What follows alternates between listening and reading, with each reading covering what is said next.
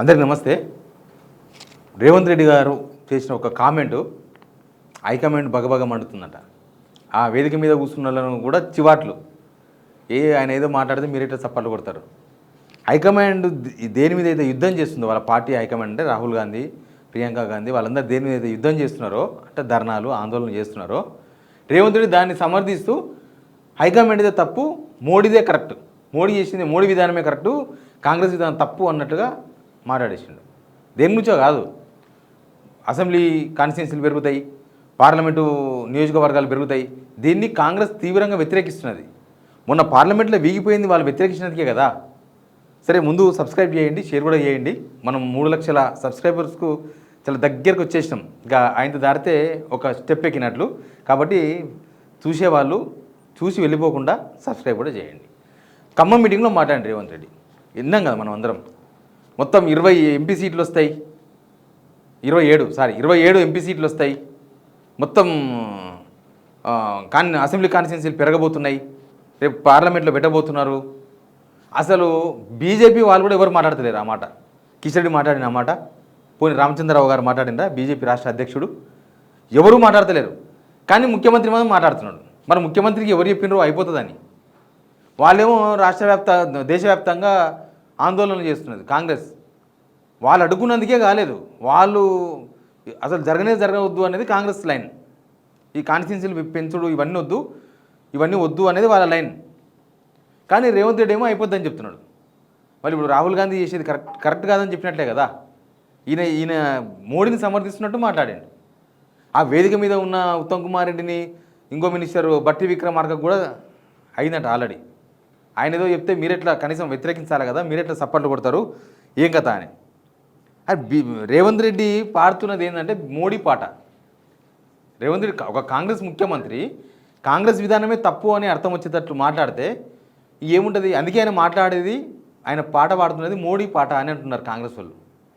అట్లా అంత పెద్ద సభ పెట్టుకొని ఖమ్మంలో, రైతు కృతజ్ఞత సభ కదా వాళ్ళు పెట్టుకున్నది, అంత పెద్ద సభ పెట్టుకొని ఆ సభలో కాంగ్రెస్ పార్టీ వ్యతిరేకిస్తున్నది, కాంగ్రెస్ పార్టీ ఆందోళన చేస్తున్నది, కాంగ్రెస్ పార్టీ జరగొద్దని కోరుకుంటున్నది, జరిగిపోతుంది అని చెప్పిన తర్వాత ఇంకేముంటుంది. కాలు దూవుతున్నాడు హైకమాండ్ పైన. ఈ మధ్య ఢిల్లీ కూడా పోతలేడు, చూసినరా? పోయినా కనీసం కూడా కలుస్తలేడు.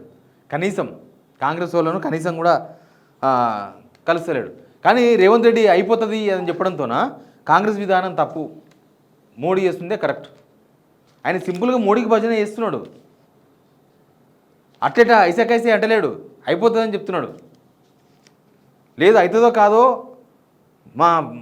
మా పార్టీ వాళ్ళు, మా హైకమాండ్, మా ఎంపీలు వాళ్ళందరూ కొట్లాడతారు, వాళ్ళు చూస్తున్నారు. ఇది కావడం వల్ల ఏంటి నష్టం, కాకపోవడం వల్ల ఏంటి నష్టం అది చెప్పాలి. కానీ అయిపోతుందని చెప్పిన తర్వాత ఇంకా వాళ్ళు యుద్ధం చేయడం ఎందుకు, వాళ్ళు మిగతా చేయడం ఎందుకు? దాని గురించే హైకమాండ్కు కంప్లైంట్లు అయినాయంట. కంప్లీట్గా కాంగ్రెస్కు అగెనెస్ట్గా పోతున్నాడు రేవంత్ రెడ్డి. కాంగ్రెస్కు అగెనెస్ట్ అంటే కాంగ్రెస్ ఏ విధానం తీసుకుంటే దానికి అగెనెస్ట్గా పోతున్నాడు. కాంగ్రెస్ ఇప్పటివరకు అంతే జరిగింది. ఎమ్మెల్యేల చేర్చుకాలు, బీఆర్ఎస్ నుంచి కాంగ్రెస్ ఎమ్మెల్యేల చేర్చుకాలు వాళ్ళు వ్యతిరేకిస్తే అయిపోయింది పని. లాస్ట్కు నడుస్తూ ఉంది, రోజు ఒక కిరికిరి వస్తూనే ఉంది ఆయనకు. వాళ్ళు ఏ పార్టీలో ఉండాలనే క్వశ్చన్ ఎప్పుడు వస్తూనే ఉంటుంది. అట్లా ఇప్పుడు ఇది చాలా పెద్ద ఇష్యూ, దేశవ్యాప్తంగా వాళ్ళు తీసుకున్న ఇష్యూ ఇది. నాకు అనుకుంటా హైకమాండ్ రెచ్చగొడుతున్నాము, ఏం చేసుకుంటారో చేసుకోండి అని. ఎట్లా అపాయింట్మెంట్ ఇస్తలేరు, ఎట్లా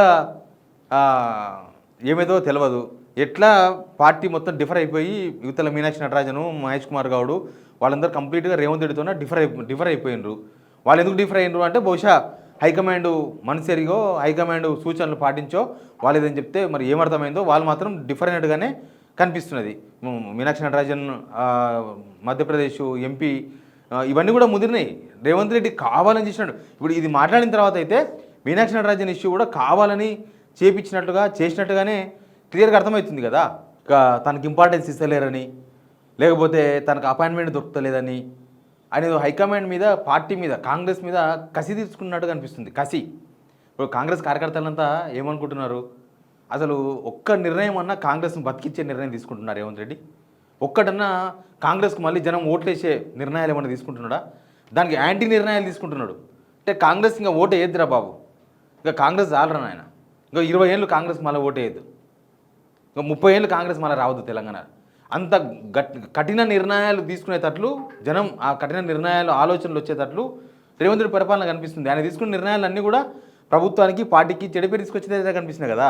అందుకే బహుశా ఈయన హైకమాండ్ మీద ఇట్లా రివెంజ్ తీసుకునే ప్రయత్నం చేస్తున్నట్టుంది. వాళ్ళు ఎందుకు రేవంత్ రెడ్డిని సైడ్ చేస్తున్నారు అనే దానికి చాలా కారణాలు ఉన్నాయి. హైకమాండ్ ఎందుకు రేవంత్ రెడ్డిని పట్టించుకుంటలేరు, మరి పట్టించుకున్నప్పుడు రేవంత్ రెడ్డి ముఖ్యమంత్రిగా ఎందుకు కొనసాగుతున్నాడు? ఆయన దింపాలి కదా, ఆయన దింపేసి వేరే వాళ్ళని పెట్టాలి కదా, పరిస్థితులు అనుకూలించాలి కదా. ఇది ఏదో క్లర్క్ జాబ్ కాదు, ఈయన తీసేసి ఇంకో ఆయన పెట్టుకోనికి ముఖ్యమంత్రి పదవి అంత సెటరేట్ చేయాలి. ఎన్ని రోజులు పడుతుందో తెలియదు. వాళ్ళ ప్లాన్లో వాళ్ళు ఉన్నారు, ఈయన ప్లాన్లో ఈయన ఉన్నాడు.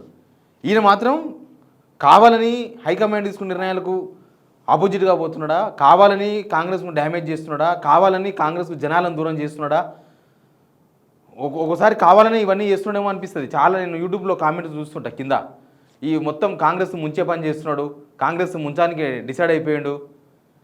వాళ్ళేమో అక్కడ ఢిల్లీ హైకమాండ్ ఏమో అసలు తెలంగాణలో మళ్ళీ అధికారం వస్తుంది అన్న నమ్మకం వాళ్ళకు కూడా ఏం కనిపిస్తలేదు. ఎందుకంటే ఒకవేళ వాళ్ళకి ఏమన్నా తెలంగాణలో కాంగ్రెస్ బతుకుతుంది అన్న నమ్మకం ఆశ ఉంటే ఖచ్చితంగా ఇక్కడ కఠిన నిర్ణయాలు తీసుకునేవాళ్ళు. రేవంత్ రెడ్డి అపోజ్ చేస్తున్నా కూడా వాళ్ళ నిర్ణయాలను లేకపోతే హైకమాండ్ విధి విధానాలను కాంగ్రెస్ పార్టీకి ఇంత తీవ్రమైన నష్టం చేస్తున్నా వాళ్ళు కూడా సర్వేలు చేయించుకున్నారు, వాళ్ళకు కూడా రిపోర్ట్స్ పోయినాయి. వాళ్ళు కూడా వీళ్ళందరినీ పిలిచి మాట్లాడినారు కదా, మినిస్టర్లను పిలిచి ఇండివిజువల్గా పిలిచి మాట్లాడినారు. ఏంది సిచ్యువేషన్, ఇంత దారుణమైన సిచ్యువేషన్ ఎందుకు వచ్చింది, 2.5 yearsకే కాంగ్రెస్ ప్రభుత్వం మీద ఇంత తీవ్రమైన ఆగ్రహం ఎందుకుంది, జనాలలో ఎందుకు అసంతృప్తితో ఉన్నారు, ఎందుకు ప్రభుత్వం ఫెయిల్ అయిపోయింది, ఇట్లాంటి చాలా చాలా క్వశ్చన్స్ ఆన్సర్స్ సర్వే రిపోర్ట్స్ మొత్తం ఢిల్లీలోనే ఉన్నాయి. వాళ్ళకి అన్నీ తెలిసినా వాళ్ళు ఏమీ ఇప్పటికిప్పుడు చేయలేకపోతున్నారా, లేకపోతే ముందు ముందు ఏమైనా చేసే ఆలోచన ఉందా, ఏమైందో కానీ ఒక రివెంజ్ గేమ్ అయితే నడుస్తుంది. వాళ్ళు చేసే పని వాళ్ళు చేస్తున్నారు, ఈయన చేసే పని ఈయన చేస్తున్నాడు. ఈయన చేసే పని అయితే చాలా ఓపెన్గా కాంగ్రెస్ను ముంచే పని, లేకపోతే కాంగ్రెస్ను వ్యతిరేకిస్తున్న పని. హైకమాండ్ ఏం చెప్తే దానికి వ్యతిరేకం. ఇదైతే ఖమ్మంలో ఆయన మాట్లాడిన మాటలు అయితే అసలు కాంగ్రెస్ విధానానికి వ్యతిరేకం. ఈ కాంగ్రెస్లో మాట్లాడుతున్నారు కొంతమంది. కాంగ్రెస్ పార్టీ వాళ్ళు అసలు అసెంబ్లీ కాన్స్టిట్యున్సీలు కానీ పార్లమెంట్ కాన్స్టిట్యున్సీలు కానీ పెరిగే అంశానికి పూర్తిగా వ్యతిరేకం. పార్లమెంటులోనే కాంగ్రెస్ వ్యతిరేకించిందని అర్థం చేసుకోండి. ఇదేదో పొలిటికల్ స్టేట్మెంట్గా లేకపోతే ఏదో ప్రెస్ మీట్ ఇచ్చిన స్టేట్మెంట్ కాదు. పార్లమెంట్లో మొన్న ఆ బిల్లు వీగిపోయిందే కాంగ్రెస్ వాళ్ళు వ్యతిరేకించడంతో. అంటే వాళ్ళ స్టాండ్ అది, కాంగ్రెస్ స్టాండు ఈ కాన్స్టిట్యున్సీలు లేకపోతే అవి పెరగొద్దు, అవి డీలిమిటేషన్ జరగొద్దు. ఈయననేమో ఇక్కడ పార్లమెంట్ 27 అయిపోతాయి, ఇవేమో 153 అయిపోతాయి, అసెంబ్లీ 153లో మేము 117 గెలిచిపోతాం, అయిపోయింది, ఇంకా ఆగదు అది. బీజేపీ వాళ్ళకు కూడా లేని నమ్మకం రేవంత్ రెడ్డికి ఎక్కడి నుంచి వస్తుందో అర్థం కాలేదు. బీజేపీ వాళ్ళే సైలెంట్గా వాళ్ళ పనాలు చేసుకుంటున్నారు. ఒక్కరు కూడా బీజేపీ కేంద్ర మంత్రులు కానీ ఎంపీలు కానీ ఎమ్మెల్యేలు కానీ డీలిమిటేషన్ గురించి ఇప్పటిదాకా ఒక్క స్టేట్మెంట్ లేదు ఎక్కడ. ఇక్కడనే కాదు, ఢిల్లీ లెవెల్లో కూడా లేవు. బీజేపీలో చాలామంది కేంద్ర మంత్రులు ఉన్నారు, చాలామంది ఎంపీలు ఉన్నారు, ఒక్కరు కూడా ఒక్క స్టేట్మెంట్ కూడా ఇవ్వాలి ఇప్పటిదాకా అవుతుంది కాదు అని. వాళ్ళు అవుతుందో కాదో చూద్దాం, పెడతామో పెట్టరో, రకరకాల ఛాయిసెస్ ఉంటాయి కదా వాళ్ళకి. కానీ రేవంత్ రెడ్డికి మాత్రం ఎవరు చెప్పిండ్రు? మోడీ చెప్పిండా అయిపోతుంది ఇక నువ్వు మాట్లాడుకోపో. బీజేపీలోకి లేని సోర్సు బీజేపీలా రేవంత్ రెడ్డికి ఉందా? ఎవరో చెప్పకుండా ఆయన మాట్లాడు కదా, ఆయనకి ఎవరో చెప్తేనే మాట్లాడుతున్నాడు. కానీ అది బీజేపీ లైన్, అది కాంగ్రెస్ లైన్ కాదు. రేవంత్ రెడ్డి 100% బీజేపీ లైన్లోనే మాట్లాడుతున్నాడు. ఆయన చేసేటివన్నీ అవే మాట్లాడుతున్నాడు. అంటే రాష్ట్రంలో బీజేపీ లేదు, బీజేపీ మనం కలిసే ఉన్నాం అనుకోండి. బీజేపీ మీద ఒక కామెంట్ కూడా కనీసం సెంట్రల్ గవర్నమెంట్ ఇప్పుడు మెట్రో ఉంది కదా, మొన్నటిదాకా అరిచిండు కదా, కిషన్ రెడ్డి మీద అరిచిండు, కిషన్ రెడ్డి అడ్డం పడ్డాడు, కిషన్ రెడ్డి అట్లా కిషన్ రెడ్డి ఇట్లా అని. ఇప్పుడు మెట్రో ఎక్కడ పోయింది? సపడే లేదు, మెట్రోది ఆగిపోయిందని ఆయన్నే మళ్ళీ లేఖలు రాసిండు కిషన్ రెడ్డికి. మరి దాని మీద ఇంకో మాట్లాడతలేడు.